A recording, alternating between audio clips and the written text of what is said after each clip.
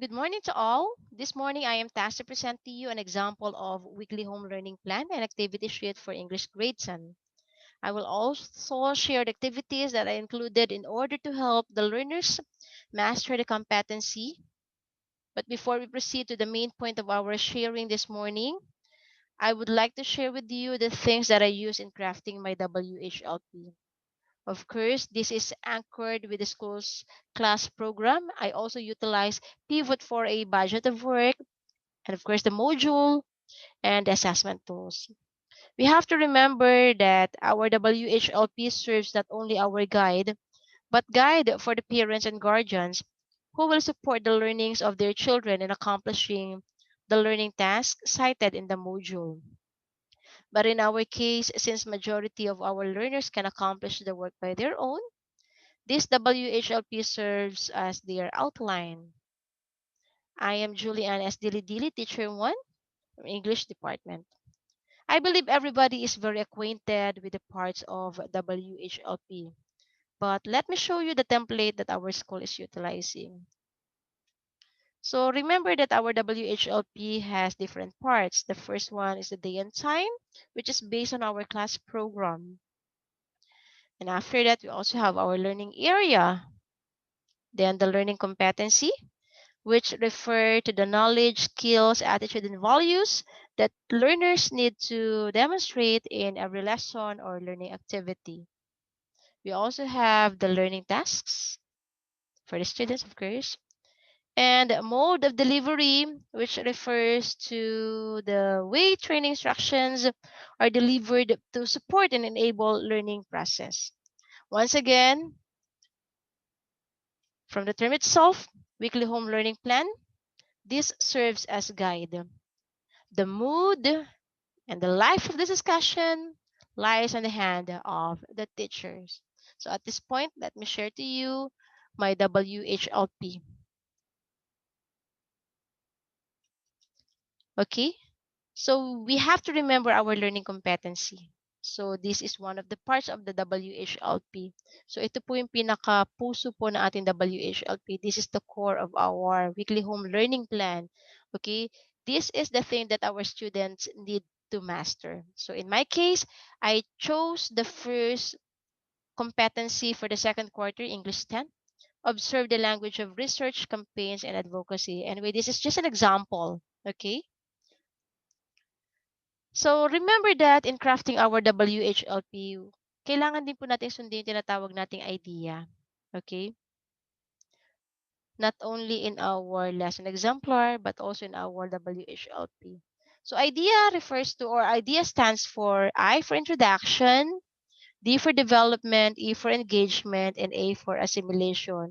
And we have to remember that each phase has different activity or activity that we have to include in each phase. No? So in the next slide that I'm going to show to you, it only has two columns. So we have the learning task and mode of delivery. Okay, because these are the things that we have to remember in crafting our WHLP. Since our date and time, it is anchored in our class program, learning area. We know that already, right? Then the learning competency, I presented that to you already. Then here we have the learning task and mode of delivery. Under learning task, I included the topic so that the students will be reminded on what we are discussing. Okay? So language of research, campaigns, and advocacy. So under introduction, these are the instructions designed for the students. These are the things that my students will be doing.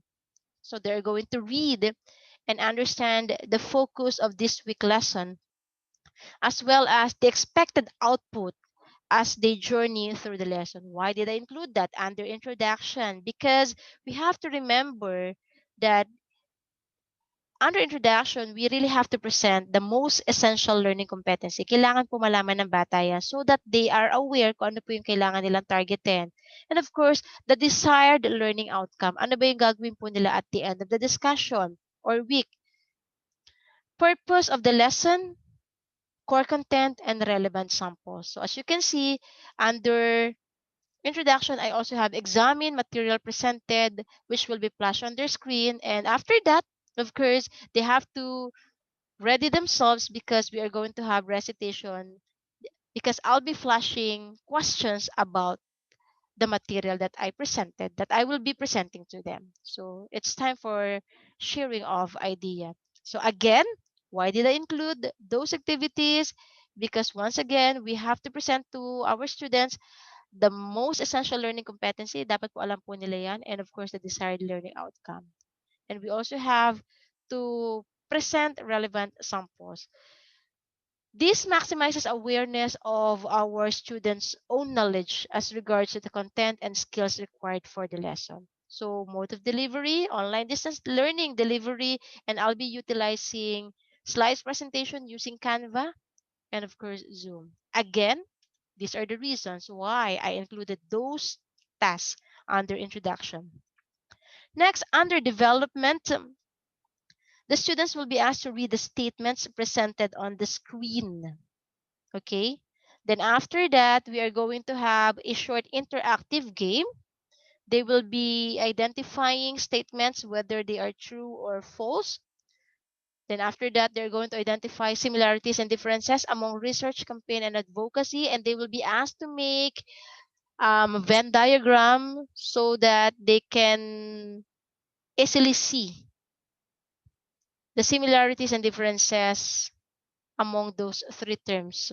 Then after that, they're going to enumerate and distinguish the language devices employed in persuasive writing. So we are going to use Zoom quizzes, videos taken from YouTube, slides presentation using Canva. So we really have to make this part more engaging and more interactive.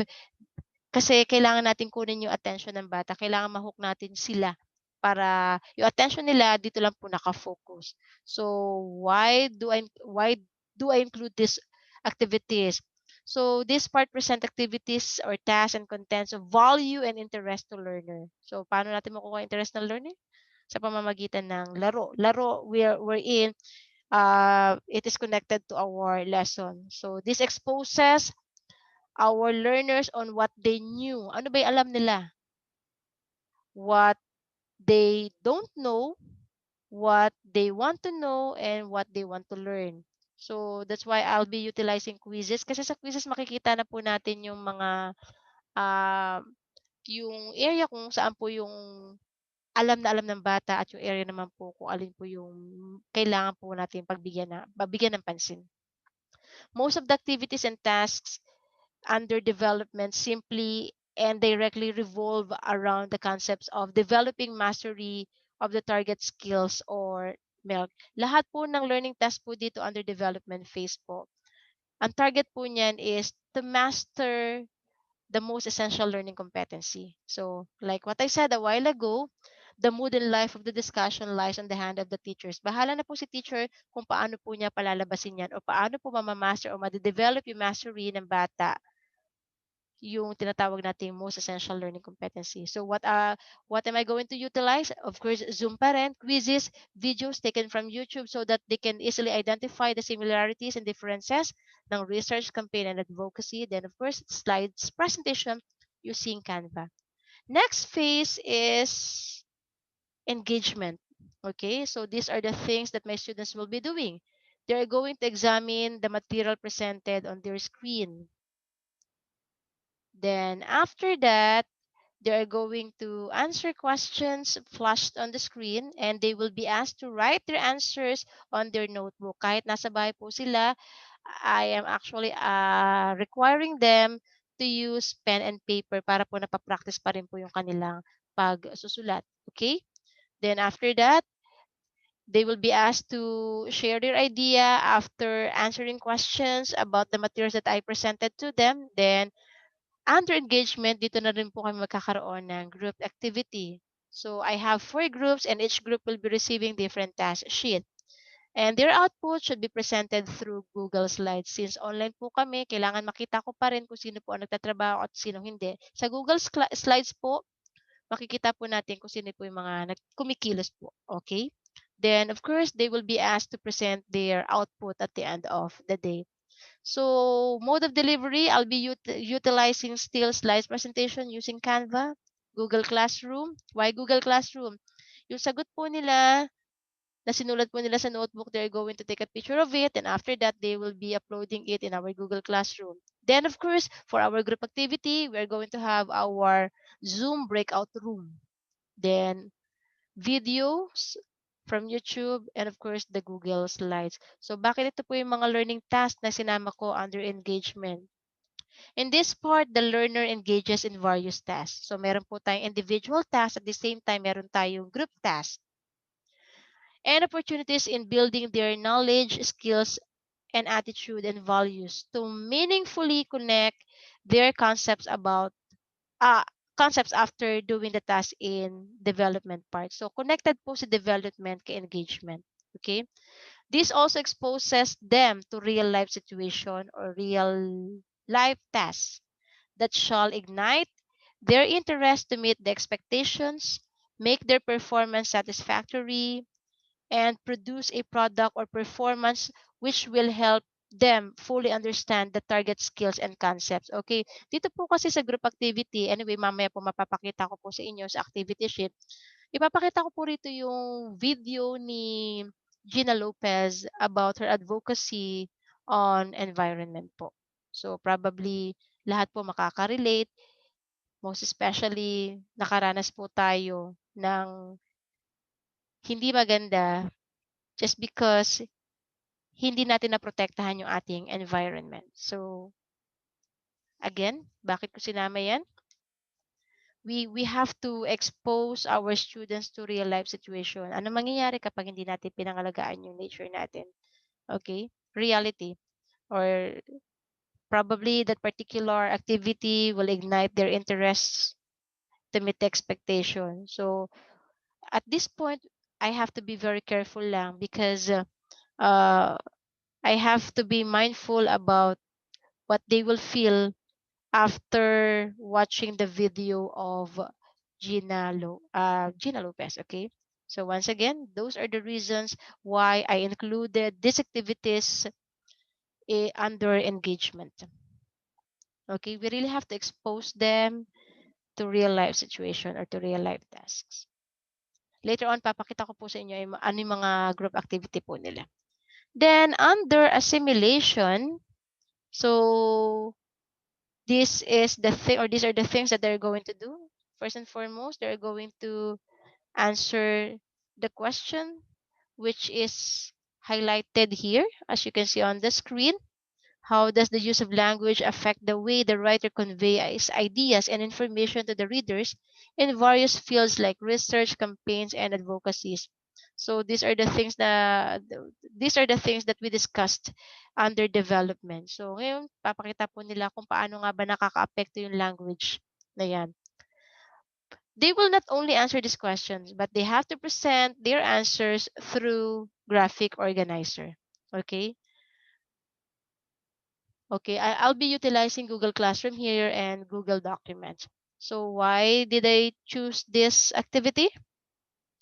Because at this part, we are going to bring the learners to a process where they shall demonstrate ideas, interpretations, mindset, or values and create pieces of information that will form part of their knowledge in reflecting, relating, or using them effectively in any situation or context. This part also encourages them in creating conceptual structures, giving them the avenue to integrate new and old learning. So, graphic organizer, this is one of our lessons during the first quarter. So, they will still utilize it in our lesson. No? So, these are the reasons why I chose this activity. No? Then, moving on, sample of activity sheet. Okay, since I have 4 groups, like what I said under engagement, so they will be having their breakout room in Zoom, and they are going to receive different learning tasks. So this is for the group 1. As you can see, I have here example of material, then they're going to answer these questions. What is the material about? What specific message does it try to convey? Do you feel compelled to care or act after reading its contents? Why or why not? Then what particular part of the material made you feel that you are part of the issue? Okay, so this is for the group one. This will be done in a Google slide or Google document so that I can monitor if everybody is participating or not. Kasi makikita po natin doon kung sino pinagsusulat. Okay? Actually, it is shared to us by Ma'am Mitch, yung Google Docs. Makikita po natin kung sino yung mga nagtatrabaho. Kahit magkakalayo po sila. Next, second group, they're going to look for at least one example of a campaign or advocacy material from the internet. Then they're going to write 5 sentences that describe the language and persuasion techniques used in the sample that they have chosen. So makikita niyo po rito, more on observation lang po sila, no? So they're not going to make an advocacy campaign or research yet, no? Hindi pa po sila gagawa dito because our main objective is to observe pa lang po. Okay. For the third group, they're going to describe your observation of the language employed in the advocacy material here, the Go Green Pinas. Then they're going to cite if the writer or author made use of any language device used in persuasion. Then they will be tasked to explain their answer. And for the last group, they are tasked to watch the video of Gina Lopez. This is the one that I was telling you a while ago. They're going to answer the following questions. How would you describe the language used by Gina Lopez? Did the advocate employ any of the language devices used in persuasion? Then they have to justify their answer. And of course, they will be asked to answer this one. If you were in the shoes of Gina Lopez, how are you going to convince the authorities to stop mining? Okay, so this is just an example of activity sheet that I'll be utilizing in English in my English class. Okay, of course, these activities will be evaluated through the use of rubrics. Okay? Since I have different activities, different rubrics will be utilized in each group. Okay? So that's all. I hope I could get some suggestions from you and thank you so much. God bless us all.